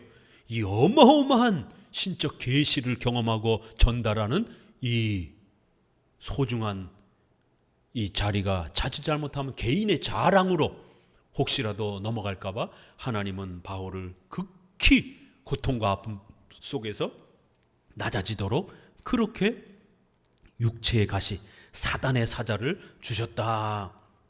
그래서 이 하나님께서 사단의 사자와 같은 육체의 엄청난 고통을 동반시켰다라고 말합니다. 그럴 때 이 사단의 사자가 뭐냐? 라고 또 이것도 이렇게 우리가 해석해 봐야 되는데요. 뒷구절을 보면 3번씩이나 거듭 고통이 사라지도록 강구했지만 하나님께서는 거절하셨고 오히려 바울이 평생토록 이 고통을 짊어지도록 하셨습니다. 왜냐하면 이 경험은 환상과 계시, 여러 계시를 받은 것과 같이 성경을 기록하도록 받은 사도적 권위이기 때문입니다. 이와 같은 신적 권위 아래에서 바울은 사도로서 성경을 기록하였고 오늘날 목사들은 바울이 세운 교회 직분 제도 아래서 권위를 위탁받고 성경을 가르칩니다. 바울은 전반부에서 자신의 사도적 권위를 증명하기 위해서 독특한 신비적 경험을 소개한 후 후반부에서는 거짓 교사들이 모함한 내용을 차례대로 반박하였습니다. 먼저 바울은 내 자신이 너희에게 폐해를 끼치지 아니한 일밖에 다른 교회보다 부족하게 한 것이 무엇이냐 라고 반문하면서 고린도 교회에서 사례비를 받지 않은 것은 연약한 교회의 재정 상태를 고려한 배려였음을 변증했습니다. 다른 교회에 오히려 폐를 끼쳤다라는 거예요. 다른 교회의 사례비를 통해서 그들의 주는 사례비를 통해서 내가 너희들을 섬겼다라는 거예요. 그런데도 뭐가 불만이냐라고 이렇게 책망을 하는 겁니다. 다음은 또 어떤 이의 말이 내가 너희에게 짐을 지우지 아니하였을지라도 공교한 자가 되어 괴계로 속임수로 너희를 취하였다 하니, 이 12장은 다 온통 이런 이야기예요. 어떤 사람들이 나를 조롱하는데 어떤 사람들이 또 이렇게 험담하는데 뭐라고 또 험담해요? 그래, 사례비를 안 받은 건 인정하겠다. 그렇지만 짐을 지우지는 않았지만 고린도 교회에게 막대한 재정적 부담은 안 지었지만 아주 교활한 속임수로 너희를 속여가지고 성도들의 돈을 간접적으로 빼앗았다라는 거예요. 또 이런 험담을 하는 거예요. 바울이 직접 돈을 받지 않았지만 제자들을 시켜서 교묘하게 돈을 착취했다라고 하는 모함에 대해서 반박합니다. 12장 17절 한번 읽어볼까요? 12장 17절 내가 너희에게 보낸 자 중에 누가 누구로 너희에게 일을 취하더냐? 내가 디도를 권하고 함께한 형제를 보내었으니 디도가 너희의 일을 취하더냐? 우리가 동일한 성령으로 행하지 아니하더냐? 동일한 보조로 하지 아니하더냐? 계속 돈 얘기잖아요. 내가 언제 너희들의 돈을 갈취한 적이 있느냐? 아니면 또 내가 보낸 제자들이 우회적으로 간접적으로 그렇게 돈을 갈취한 적이 있느냐? 절대로 우린 그런 적 없다라는 거예요. 이런 이야기를 여러분 개인에게 어떻게 적용할 겁니까? 여러분 오늘 이거 묵상하고 나서 내가 오늘 남의 돈을 갈취하면 안 되겠구나. 하나님이 오늘 나에게 주는 말씀 이렇게 적용할 거예요? 이건 너무 어린애 같은 전혀 비성경적인 적용인 겁니다. 지금 목회권, 사도권에 대한 이 변증이 지금 주 목적인 거예요. 목회자들이 끊임없이 모함을 받는 중요한 주제 중에 하나가 뭐예요? 목사님이 바람 폈다. 어떤 집사님하고. 물론 목회자의 성폭행과 성추행에 대한 부분이 오늘날 너무 문제가 됩니다. 그럴 때 교회 안에서 목사님 바람 폈다라고 하는 이제 이런 부분들을 또 모함으로 선동으로 또 이용하기도 합니다. 정말 그런 일이 있으면 엄격하게 권징하고 책망해야 되지만 오해의 어떤 이런 부분들을 자꾸 선동해가지고 그렇게 또 이 주제를 가지고 목회자를 모함하면 안 된다라는 겁니다. 그래서 개혁교회 목회자들은 이런 부분들을 조심하기 위해서 항상 여자 성도가 이렇게 신방을 요청할 때는 절대로 목사님 혼자, 여자 성도가 혼자 있는 곳에 신방 가지 않습니다. 이 철칙으로 지킵니다. 사모님하고 반드시 같이 갑니다. 그래서 개혁교회 목회자들은 결혼을 해야 목사 안수를 주는 이 교회법 법칙이 있는 겁니다. 왜냐하면 교회는 여성도들이 많기 때문에 목회자 혼자서 그걸 감당할 수가 없는 거예요. 만약 특수한 경우라면 권사님이라든가 교회 성도들하고 같이 신방을 가야지 절대로 목사 혼자 신방 가지 않습니다. 지난 30년 동안 저도 그렇게 목회하면서 목회자의 그 순결에 대한 성적인 이 부분들을 오해받지 않도록 그렇게 살아오는 것이에요. 두 번째, 돈 문제. 개혁교회 목회자들은 어떻게 해서든지 투명하고 바르게 또 아껴서 될 수 있으면 성도들에게 11조 외에는 너무 과한 헌금을 성도들에게 하지 않도록, 요구하지 않도록 어떻게 해서든지 아껴서 교회를 꾸려가고 지켜가려고 애를 씁니다. 과도한 건축 헌금과 이런 부분들로 통해서 성도들의 생활 삶이 무너지지 않도록 지나치게 교회를 건축하고 이러는 부분에 대해서 자제합니다. 정말 교회가 필요할 때는 이렇게 n분의 1처럼 이렇게 십시일반으로 조금씩 보태서 어느 한 성도가 너무 지나치게 삶에 위협이 될 정도로 감당하지 않도록 이렇게 하는 것이지, 또 성도들이 많으면 그 일을 하는 것이지, 성도도 얼마 되지도 않은데 건물만 번듯하게 빚내가지고 그렇게 이렇게 하지 않는다라는 것이에요. 돈에 대한 문제. 세 번째는 독재에 대한 문제. 지금 바울이 겪고 있는 이야기가, 바울이 지금 성문제 하나는 지금 안 나왔어요. 그렇죠? 그런데 우리가 비슷한 내용이 하나 있었어요. 사도행전에 보게 되면, 또 다른 서신에 보게 되면, 내가 바울처럼 아내를 데리고 다닐 권한이 없느냐, 이런 묘한 편이 나옵니다. 그래서 바울이 초기에는 사모님이 있었던 걸로 해석하기도 하고 후기에는 돌아가신 걸로 이렇게 해석하기도 합니다. 신약학자들의 많은 학자들이. 또 한쪽에는 사도 바울은 처음부터 끝까지 그냥 혼자 살았다라고 이렇게 보기도 합니다. 이것도 추론이지 정확한 건 없어요. 그 베드로와 다른 사도들은 다 부인과 함께 가정을 일구면서 그렇게 사역한 것을 보게 됩니다. 그러나 바울은 내가 그러면 다른 사도들처럼 내가 부인을 데리고 다닐 수 있는 권한이 없는 줄 아느냐? 내가 왜 혼자 있으면서 이렇게 섬기느냐? 그건 너희를 재정적으로 많은 부담이 들지 않기 위해서 그런 배려를 위한 목적도 있는 것이다. 이런 이야기들을 하는 것이에요. 그럴 때 이제 여기에 잘못하면 바울이 이제 사모가 없으니까 성 문제와 관련해서 사도 바울이 바람펴서 이제 이런 어떤 모함임을 받을 수도 있는데, 그 부분은 이제 성경에 그렇게는 없어요. 그렇죠? 돈, 사례비 문제, 그 다음에 독단적으로 결정했다라는 독재에 대한 문제, 요게 이제 고린도후서에 가장 많은 문제가 되고, 이제 오늘날에는 바울에게 이제 바울이 디모데에게 권면하는 디모데 전후서에 보게 되면 목회자가 성 문제에 빠지지 않도록 순결해라. 여성도들을 대할 때 너의 친여동생, 친누나를 대하듯이 그렇게 깨끗함으로 여자 성도들을 대해라. 네 가족이라면 너가 함부로 그렇게 여자 성도들을 거칠게 성추행으로 그렇게 대할 수 있겠느냐. 나이가 많은 분들은 너의 아버지를 대하듯 하고, 여성도들은 어머니를 대하듯 하고, 여자 젊은 성도들은 너의 친누이처럼, 여동생처럼 그렇게 아끼고 소중하게 여겨야지, 함부로 이렇게 여자 성도들을 성적으로 이렇게 선을 넘어서서 행하면 안 된다. 이런 얘기가 나옵니다. 그래서 목회자는 특별히 젊은 여자 성도들을 대할 때 아주 순결함으로 조심해야 된다는 얘기가 성경에 나옵니다. 이제 바울 자신에게는 이제 직접적으로는 부딪히지는 않았지만 항상 목회자가 이 세 가지 부분에서 굉장히 조심해야 된다라고 성경은 권면하고 있어요. 이런 부분에서 바울이 지금 계속해서 이런 고초를 겪고 있는 것입니다. 제자들을 통해 가지고 돈을 뜯어냈다라고 이렇게 또 험담을 하는 거예요. 자, 계속 바울은 자신이 이나 디도와 같은 제자들 중 거짓으로 돈을 착취한 적이 결코 없음을 변증합니다. 사도와 제자들은 항상 우리가 그리스도 안에서 하나님 앞에 말하노라는 말씀과 같이 하나님의 면전에서 오직 그리스도의 은혜로 사역했음을 증거하고 있습니다. 이 표현은 종교개혁자들과 장로교 개혁주의자들이 하나님 앞에서 코람데오라고 말하며 모든 사람 사역을 두렵고 떨림으로 책임감을 가지고 감당하려고 했던 아주 중요한 단어입니다. 아무 보는 사람이 없어도 하나님 앞에서 우리는 행동하고 살아가야 된다라고 하는 이 강력한 신관을 특별히 개혁주의 목사들은 아주 인생의 목표로 그렇게 가지고 살았다라는 겁니다. 자, 어디를 보시느냐면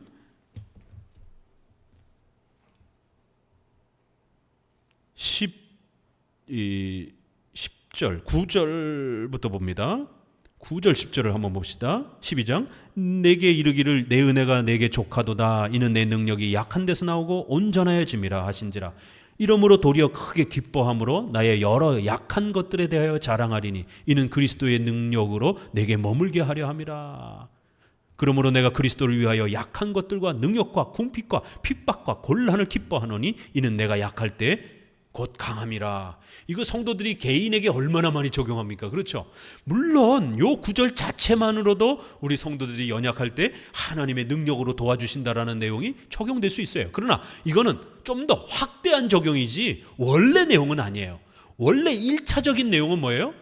목회자가 연약해 보여도, 목회자가 외적인 얼굴과 모양이 볼품이 없어 보여도, 말이 좀 어눌해도, 이거 다 사도 바울 깔보던 이야기들이잖아요. 내 외적인 거는 연약하다 할지라도 내 내적인 능력, 그리스도와 함께 살아가고 너희들에게 말씀을 전하도록 권위를 위탁받은 이러한 권위와 능력은 강하다라는 것이에요.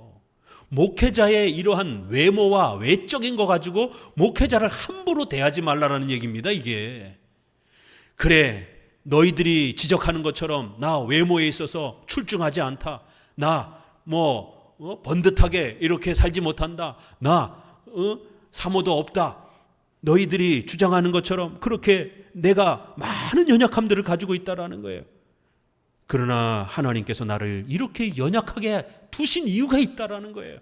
오히려 나를 드러내지 아니하고 비록 내가 외적으로는 연약하다 할지라도 목회자로서 하나님 앞에서 하나님만 의지하고 살아가도록 그렇게 만드신 것이다. 그러니까 절대로 내가 외적으로 볼품없다고 해서 사도 바울을 깔보거나 목사님을 무시해서는 안 된다라는 얘기예요. 내용이 너무 다르죠? 그런 관점에서 읽어보세요. 그러기 때문에 약할 때에 강함이라. 내가 어리석은 자가 되었으나 11절 너희가 억지로 시킨 거라는 거예요. 이런 구절을 어떻게 적용할 겁니까? 이거 지금 자기 변명이잖아요. 내가 지금 어리석게 여러 가지 몇 가지 자랑을 했는데 이건 본래의 의도가 아니라는 거예요. 이건 너희들이 억지로 시켜가지고 자꾸 증거 내놓으라 해가지고 그나마 어쩔 수 없이 내가 이렇게 몇 가지 이야기를 한 거라는 거예요. 이것도 굉장히 조심스럽다라는 거예요. 자칫 내 자랑처럼, 진짜 자랑처럼 보여질까 봐. 내가 너희에게 칭찬을 받아야 마땅하도다. 내가 아무것도 아니나 지극히 큰 사도들보다 조금도 부족하지 않다라는 거예요. 내가 너희에게 마땅히 칭찬을 받아야 된다라는 거예요. 왜요? 목사님으로서, 사도로서 존중을 받아야 된다라는 겁니다. 이렇게 교회론 관점에서, 교회 정치, 목회론 관점에서 읽으니까 이해되어지죠. 그렇죠? 이 구절을 읽으면서 여러분 어떻게 적용해요? 오늘날 그 목회권을 가지고 있는 여러분의 교회의 목사님을 존중하라는 거예요. 외모를 깔보지 말고 당연히 칭찬받아야 된다는 거예요. 내가 아무것도 아니나 나는 그렇게 비록 인간적으로 봤을 때는 목사님들이 연약하고 부족해요. 그렇지만 얼마든지 다른 사도들보다 조금 더 부족하지 않다. 14절에 보라 이제 내가 세 번째 너희에게로 갈 것을 약속했다라는 것이에요. 자, 그러면서 15절에 보니까 계속 그런 얘기예요. 내가 너희 영혼을 위하여 크게 기뻐함은 재물을 허비하고 또 내 자신까지 허비하리니 너희를 더욱 사랑할수록 나는 덜 사랑을 받겠느냐. 왜 나를 존중하지 않느냐라는 거예요. 내가 너희를 얼마나 사랑하는지 아느냐라는 거예요. 내가 너희에게 돈을 요구한 게 아니라는 겁니다. 내가 너희들에게 돈 뺏으려고 그렇게 사역한 게 아니라는 거예요. 오히려 내 자신까지 전부 너희에게 주려고 한다라는 거예요. 너희를 더욱더욱 사랑하고 목사로서 사도로서 성도를 섬기려고 한다라는 거예요. 그렇기 때문에 성도들은 목사를 더욱 사랑해야 된다라는 거예요. 나는 덜 사랑을 받겠느냐? 이거 여러분 개인적으로 적용할 수가 없어요. 이걸 어떻게 누구한테도 적용할 겁니까? 누가 여러분을 덜 사랑했다라고 그렇게 적용할 거예요? 1인칭 시점에서. 이거는 목회적 관점에서 목회자들이 성도들로부터 조롱받고 무시당할 때 성도들은 그렇게 하면 안 된다라는 거예요. 16절 하여간 어떤 이의 말이 이렇게 또 아까 읽었던 것처럼 19절에 이때까지 이러면서 우리를 너희에게 변명하는 줄로 생각하는구나. 우리가 그리스도 안에서 이렇게 하나님 앞에서 말하노라. 그러면서 이제 20절에 내가 갈 때에 너희를 나의 원하는 것과 같이 보지 못하고 또 내가 너희에게 너희 원치 않는 것과 같이 보일까 두려워하며. 왜요? 사도 바울이 계속해서 그렇게 거짓 사도들에 의해서 조롱당하는 상태로 내가 원하는 것 같이 보지 못하고, 바울이 목사로서 디모데와 디도가 존경을 받아야 되는데 그런 원하는 형태로 대접을 받지 못할까 봐 두렵다라는 거예요. 내가 너희에게 너희의 원치 않는 것 같이 또 보일까 봐 두렵다라는 거예요. 뭐예요? 그런 죄를 짓고 있으면 바울이 그냥 둘 수는 없잖아요. 책망하고 징계를 해야 되는 상황이 벌어질 수 있는, 너희들이 원하지 않는 그런 상황이 벌어질까 봐 너무너무 두렵다라는 거예요. 빨리 바로잡고 고치라는 거예요. 이거 굉장히 어려운 말입니다. 뭘 고치라고요? 다툼과 시기와 분냄과 당짓는 것과 중상과 수근수근하는 것과 거만함과 어지러운 것이 있을까 두려워하고, 이거 다 교회를 무질서하게 만드는 이 당짓는 것, 분열시키는 것, 파벌, 주로 이런 죄에 대해서 지적합니다. 개인의 성도들의 개인의 어떤 연약함을 지적하는 게 아니라 교회 안에서 파당을 일으키고 그렇게 목사님 반대파 만들고 이렇게 파벌을 형성하는, 당짓는 것, 수근수근하는 것, 거만해가지고 그렇게 중상하는 것, 이게 다 같은 죄예요. 하나예요. 목사님과 대립해서 싸우는 파벌을 형성하지 말라라는 거예요.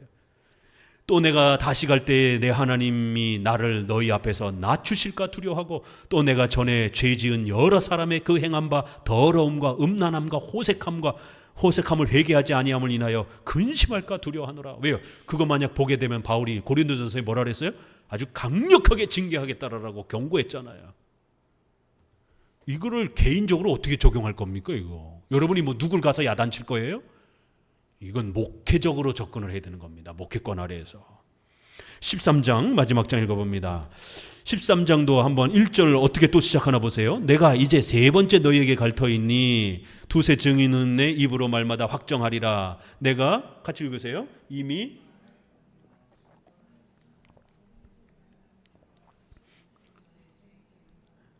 그 남은 모든 사람에게 미리 말하노니 내가 다시 가면 용서하지 아니하리라. 이것도 개인적으로 적용할 수 없죠. 여러분이 누구를 용서 안 할 거예요. 이거 가만두지 않을 것이다. 이거 어떻게 적용할 겁니까? 이거는 객관적으로 적용해야 되는 거예요. 교회의 목회권, 치리권, 교회에 이러한 분란이 일어나고 목회자를 험담하고 목회자와 대립관계에 있고 이렇게 되면 반드시 징계를 받는다라는 거예요. 당회로부터 반드시 징계를 받게 된다라는 겁니다. 13장 우리 책으로 들어와서요. 13장은 바른 성경적 교회 직분과 교회 정치, 바로 장로 정치가 성도와 교회를 살린다라고 변증합니다. 결론은 뭐예요? 장로 정치를 잘 회복해야 성도들도 살고 교회도 살 수 있다라고 결론을 내립니다. 12장 20절에는 다툼과 시기, 분쟁, 당짓는 것, 이걸 경고했습니다.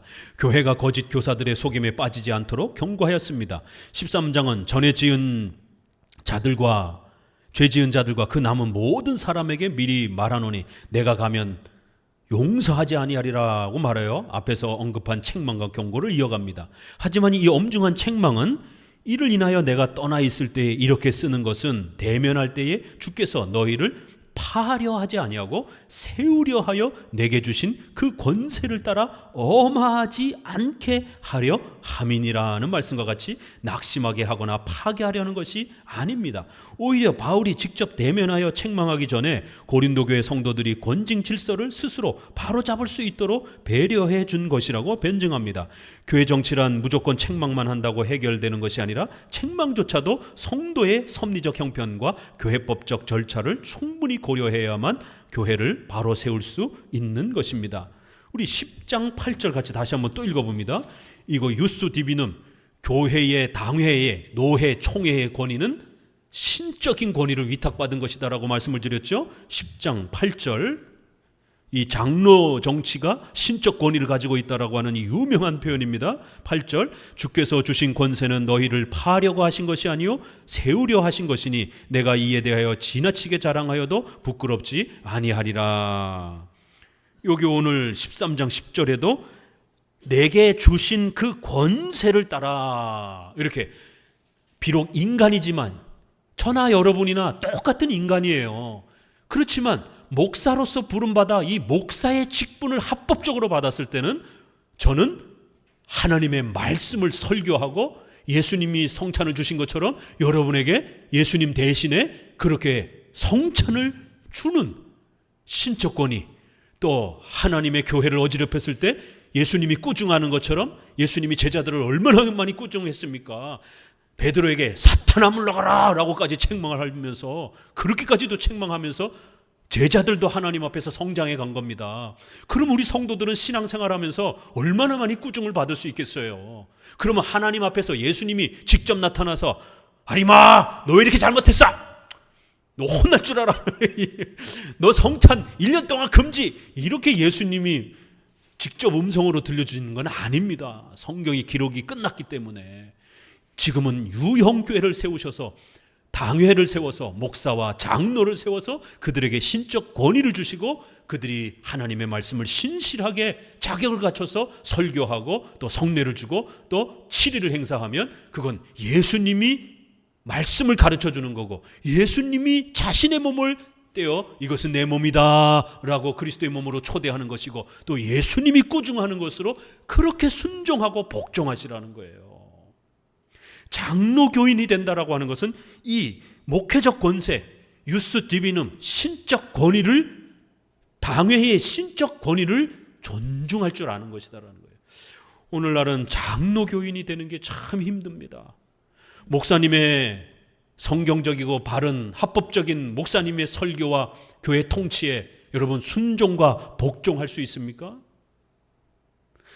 생각이 다를 때, 의견이 다를 때 순종하고 복종할 수 있습니까? 장로 교인이 된다라고 하는 것은 그러한 설교와 권징과 교회 질서에 순종과 복종하겠다라는 겁니다. 목사인 저도 저희 노회와 저희 총회의 교회법에 순종하고 복종하는 겁니다. 내 마음대로 막 설교하면 그게 어떻게 하나님의 말씀인지 검증하겠습니까? 그래서 검증을 받아야 되는 거예요. 성도들에게 검증을 받는 게 아니라 동료 목회자들에게 검증을 받는 겁니다. 이렇게 목사도 교회법에 순종과 복종, 다른 목회자들의 견제와 통치에 복종하고 순종하는 거예요. 성도들은 그 목사와 장로의 가르침과 치리에 순종과 복종을 하는 것입니다. 이게 장로 교인이 되는 거고 장로교 목사가 되는 것이에요. 장로 교회에 오셔가지고는 목사님에게 목사님 이번 주 제가 몸이 조금 찌부둥해서 온라인 예배로 드릴게요. 이게 장로 교인의 태도입니까 아닙니까? 이거 고치셔야 됩니다. 교회에 현장 예배에 못 올 수 있는 아주 특별한 사유가 있습니다. 그건 당회가 판단하는 것이지 여러분이 판단하는 게 아니에요. 목사님 비가 너무 많이 와서 못 갈 것 같습니다.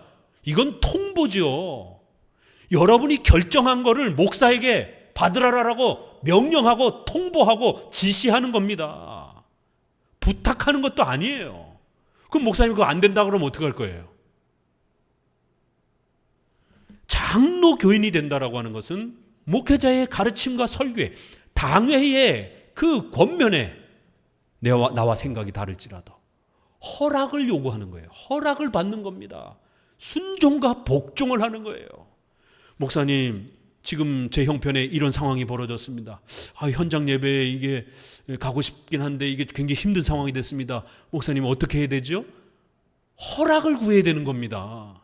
그 결정을 당신이 하면 안 되는 겁니다. 성도가 하면 안 되는 것이에요. 이게 장로 정치라는 겁니다. 목사님, 어떻게 해야 되죠? 어떻게라고 물으셔야 되는 거예요. 목사님이 이렇게 하겠습니다라고 통보하면 안 되는 겁니다.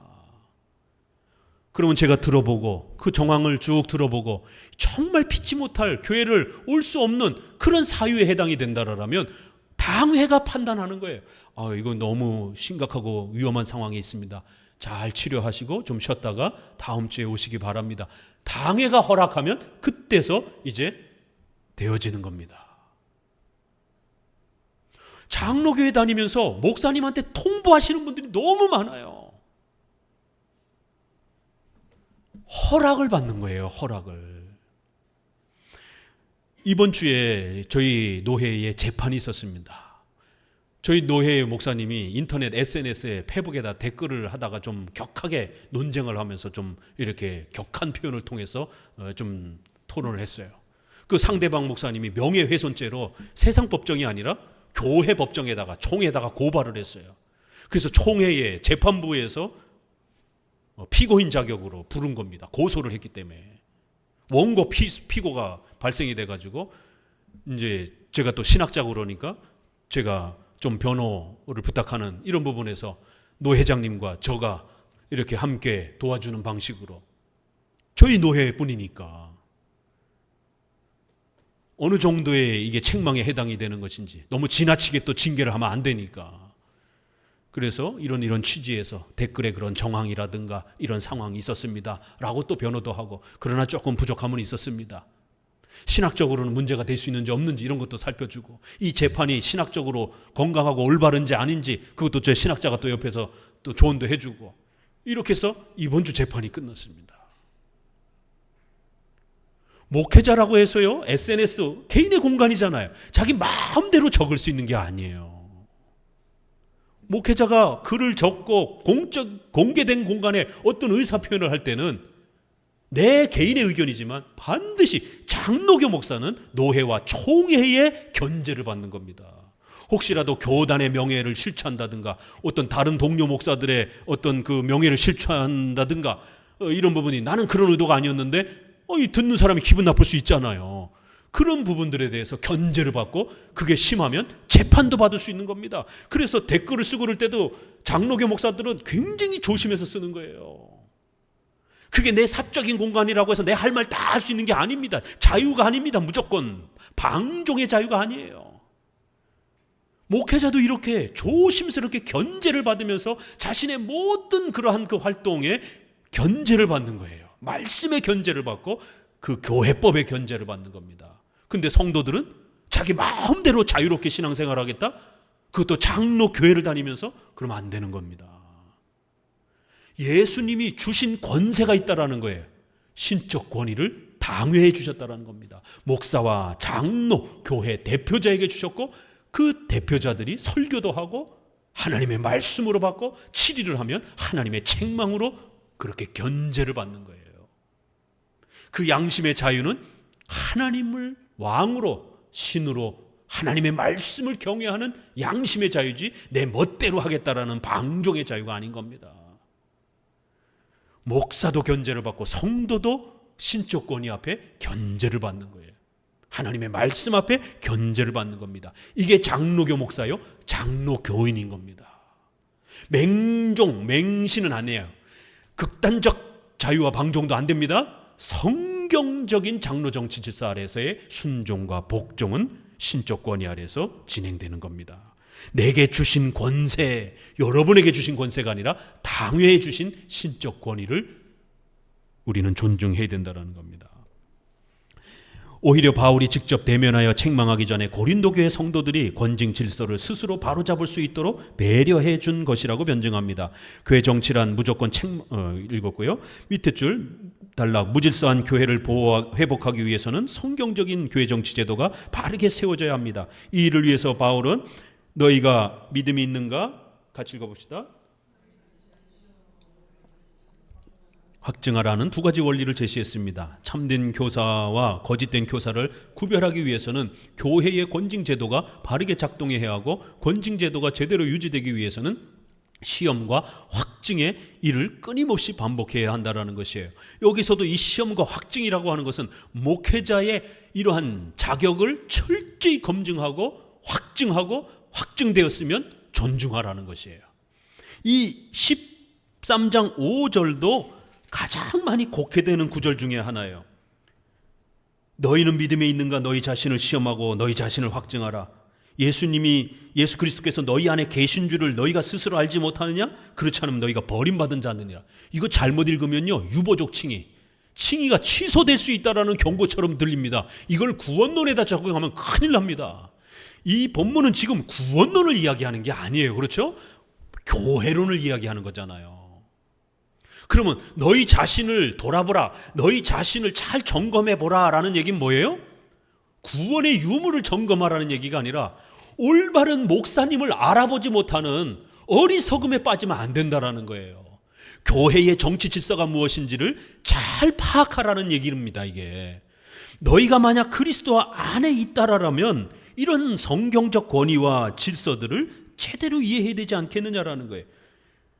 그래서 6절에 뭐라 그러냐면 우리가 버림받은 자 되지 아니하는 것을 너희가 알기를 내가 바란다. 이거 보세요. 구원론, 이신칭의 얘기가 아니라 교회의 직분자들, 목사들, 장로들은 어떤 권위를 갖고 있는지, 어떤 일을 행해야 되는지, 이러한 자들의 자격은 어떠해야 되는지, 이런 것들을 잘 이해해야 된다는 거예요. 우리가 버림받은 자가 아니라는 거예요. 우리의 목회권, 사도권을 그렇게 우습게 여기면 안 된다라는 겁니다. 무시하면 안 된다라는 거예요.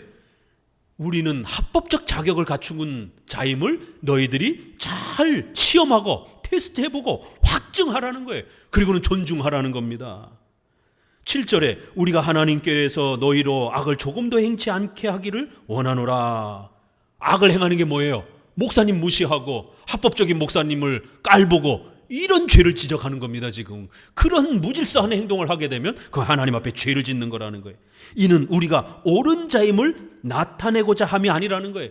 우리가 잘났다라고 자랑하려고 하는 게 아니라 오직 우리는 버림받은 자 같을지라도 너희는 선을 행하게 하고자 함이라.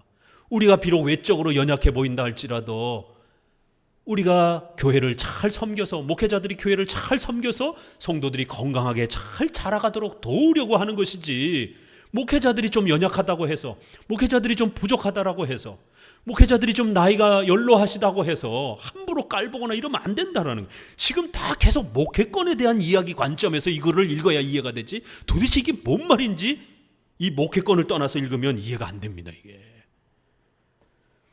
우리는 연약하지만 너희는 잘 되기를 바란다라는 거예요. 8절 우리는 진리를 거스려 아무것도 할 수 없다라는 거예요. 목회자들은 오직 성경을 섬기려고 하는 자들이라는 거예요. 그것만 알아주라는 거예요. 9절 우리가 약할 때 너희가 강한 것을 기뻐하고. 이거 어떻게 적용할 겁니까? 왜 목회자들은 연약해야 됩니까?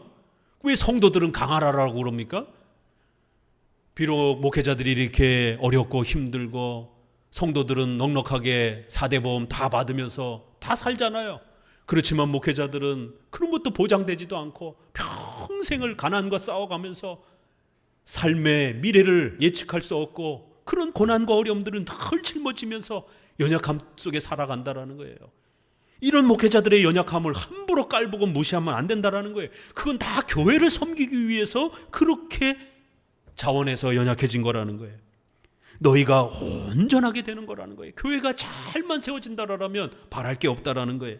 그러므로 내가 떠나 있을 때 이렇게 쓰는 것은 대면할 때 주께서 너희를 넘어뜨리게 하려고 하는 게 아니라 바로 하나님이 목회자들에게 이런 권세를 주신 것이다라는 거예요.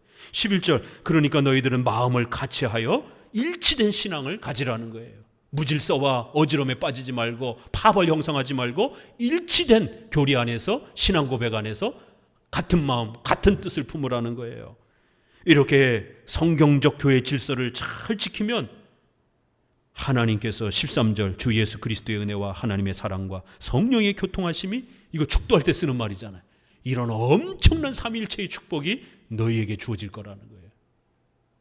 이 축도가 왜 갑자기 여기서 나오는지 이해하겠죠. 이 엄청난 축복 선언이 교회 정치를 잘 지키면 하나님의 역사가 일어난다는 거예요. 우리 4절에도 보니까 우리도 그 안에서 약하나 너희에 대하여는 하나님의 능력으로 그와 함께 살리라. 이렇게 예수 그리스도 안에서 우리가 목사들이 신앙 때문에 이 목회의 사명 때문에 연약한 삶을 살아가지만 너희에 대해서는, 성도들에 대해서는 그리스도와 함께하는 능력으로 권위를 가지고 그렇게 선다라는 거예요. 이 표현도 특별하잖아요. 그리스도 안에서는 우리가 약하지만 너희에 대해서는, 성도들에 대해서는 예수 그리스도 안에서 가지고 있는 능력을 갖고 우리가 너희 앞에 선다라는 거예요. 그러니까 너희들은 믿음에 있는가, 정말 목회자를 어떤 사람으로 생각하는지 잘 시험하고 확인하고 하나님이 세우신 목회자가 어떤 자인지 잘 살펴서 성경적 교회 질서를 세우라는 거예요.